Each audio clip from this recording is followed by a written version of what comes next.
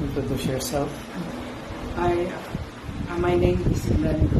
I'm a registered psychometrician. So I'm a psychology graduate. Okay. Glenn, what were you before ka nag-undergo ng brain activation? Dati, emotional ako masyado akong madamdam, yung madali akong masad, mga ganun. Tapos, duman ako ng depression, mga ganun. So, yun yung mga pinagdadaan.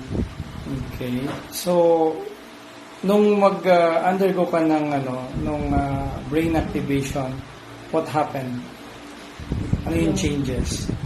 Yung na-enhance sa akin yung emotional na control, na hindi na ako masyadong affected sa mga bagay-bagay, madali ko nang ma-cope up, hinahayaan ko na lang. Kapag hindi masyado akong affected emotionally. Tapos, madali na din ako makapag-isip ng ano yung dapat gawin, makapag-isip na ako kung ano yung mga advantage, mga positive.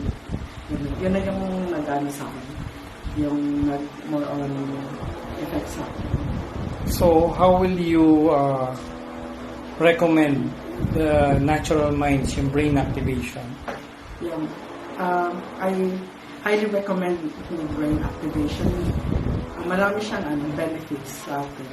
Especially when it comes to functions of the brain.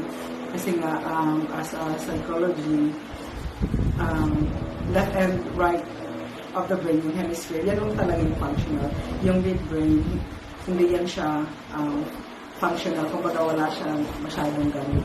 And with the midbrain activation, na kaya mo na pagsabayin yung left and right hemispheres ng brain mo, kasi nga, yung ganon yun, yung sa brain na yan, muscle din yan siya yung sa gitna. So, pag active yan siya, kaya mo nang mag-synchronize yung both parts of the brain.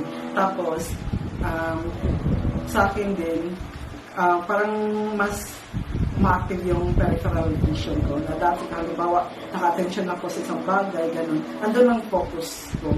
Ngayon, kahit yung mga dito na side sa gilid na nakakatch ko na yung attention. Kahit hindi ako nakatingin doon sa kabilang side, ganyan.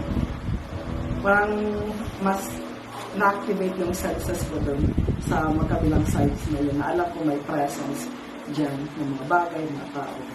Na dati, parang hindi ko nakikita o baliwala sa hindi ko napapansin. So, parang din yung na-enhance ako with the new brain activation. Okay, thank you.